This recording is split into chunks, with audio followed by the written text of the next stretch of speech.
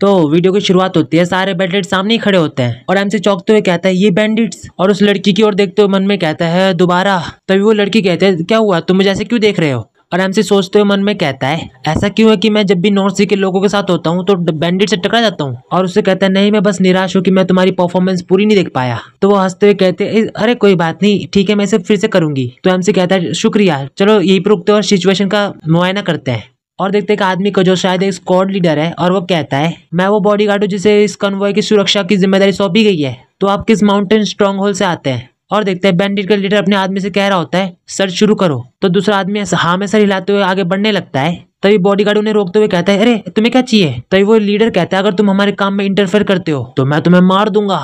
इसे सुनकर बॉडीगार्ड पीछे हट जाता है और वो आदमी लोग कैरेज का दरवाजा खोल रहे होते हैं। और जैसे ही उस कैरेज का दरवाजा खुलता है तो अंदर एक फैमिली होती है जो बहुत घबराई हुई होती है। इनको इस तरह चिल्लाते हुए देखकर बैंडिट कहते हैं अबे चुप कर, इतना मत चिल्ला, तुमने तो मुझे लगभग मौत के डर से डरा ही दिया था। और एक बाहर का बैंडिट बोलता है वो पहली गाड़ी में नहीं है। तो लीडर कहता है अगली गाड़ी चेक करो। और देखते हैं बैंडिट को ये करते हुए एमसी और डॉगरंग देख रहे होते हैं। और एमसी मन में कहता है उन्होंने हमें सब तरफ से घेर लिया है, ऐसा लगता है उनके पास पक्का गोल है। क्या ये ग्रेट साइकिल पिल के बारे में हो सकता है? इसकी पॉसिबिलिटी कम है, लेकिन अगर ऐसा है तो हम मुसीबत में है। ब्रदर डॉगरंग को अकेले उन सबसे लड़ने के लिए एबल होना चाहिए। अगर उन सबकी संख्या ज्यादा हुई तो वो भी सुरक्षा नहीं कर पाएंगे। क्या हमें पहले ही छिप जाना चाहिए? तभी वो लड़की बाहर की तरफ झांकते हुए कहते हैं वो कौन है? बैंडिट्स। और वो बैंडिट्स भी उन तीनों को देख लेते हैं। तो एमसी कहता है प्रिंसेस ये खतरनाक है, प्लीज नीचे रहो। और डॉगरंग को देखते जो गुस्सा होते हैं मन में कहता है अपने हाथ हटा लो कमीनी बच्ची। तभी एक बैंडिट चिल्लाते हुए लीडर से कहता है मैंने उन्हें ढूंढ लिया। और लीडर भी गुस्से से उधर देख रहा होता है। एमसी मन में कहता है ये क्या बकवास है, आखिरकार उनका गोल हम ही थे।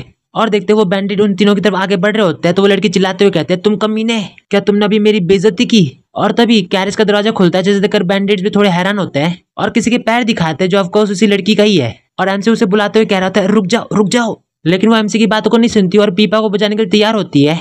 एमसी और डॉगरंग से देखकर थोड़ा हैरान होते हैं और देखते कि उस लड़की के हाथों में थोड़ी एनर्जी आ रही होती है। और देखते कि वो इसे इतनी जोर से बजाती है कि एक शॉकवेव निकलता है जिससे कि कई बैंडिट्स हवा में ही उड़ जाते हैं। उसको देखते देखते वो दो बंदों को और उड़ा देती है, जिसे देखकर एक बैंडिट कहता है बॉस बॉस। तो वो लीडर कहता है मुझे पता है, और चिल्लाते हुए अपने साथियों से कहता है डरो मत, आगे बढ़ो, उसकी ईवी लाइट की रेंज लिमिटेड है। इसे देखकर तो वो भी घबराते हुए मन में कहते हैं बकवास, उसको कैसे पता चला कि मैं सिर्फ एक बार में 9 लोगों पर ही हमला कर सकती हूँ? इन सबको भी एमसी देख रहा होता है और कहता है ब्रदर डॉगरंग। तो वो कहता है जी माय लॉर्ड। उसको दिखाते कैरेज में से बहुत किलिंग इंटेंट बाहर निकल रहा होता है। इसे देखकर तो बैंडिट का लीडर भी घबराते हुए मन में कहता है क्या क्या इतनी पावरफुल किलिंग इंटेंट? और देखते कि वो किलिंग इंटेंट डॉगरंग का होता है। और एक बैंडिट कह रहा होता है बॉस बॉस सुनो ना। तो बॉस कहता है मुझे पता है ना।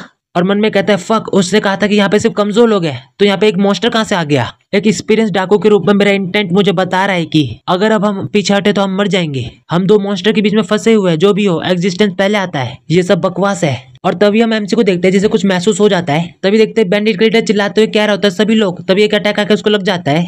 उस लीडर को इस बारे में पता भी नहीं चलता और उसके गले में से खून के फव्वारे निकल रहे होते हैं और उसके पास खड़े बैंडिट उसे इस तरह मरते हुए देखकर हैरान हो रहे होते हैं। तभी एमसी चिल्लाते हुए जोर से कहता है रुको। तभी देखते कि एमसी की ये बात सुनकर डॉगरंग की तरफ से निकल जाता है और वो लड़की मन में कह रही होती है क्या बिंगोन? और तभी हम आइस घोस्ट को देखते हैं जो बैंडिट्स को मारने के लिए आगे बढ़ रहा होता है और वो उनके ऊपर एक शॉट का हमला करने वाला होता है कि डॉगरंग उसे रोक लेता है। डॉगरंग को सामने देखकर वो थोड़ा हैरान होता है और डॉगरंग भी बिना एक्सप्रेशन के उसे ही देख रहा होता है। और देखते कि वो लड़की शर्माते हुए मन में कहती है ये सच में बिंगोन है, इसका मतलब। तभी हमसे कैरेज में से नीचे उतरता है और चिल्लाते हुए कहता है प्रिंसेस प्लीज इस लड़ाई को तुरंत बंद करो। इतना कहने के बाद वो चुपचाप सामने की ओर देखने लगता है और तो ये झाड़ियों में से कोई बाहर आ रहा होता है। तो लड़की खुश होते हुए कहती है ओ तो तुम यहाँ हो। तभी हम सामने से दिखते हैं तो वो यंग लेडी होती है।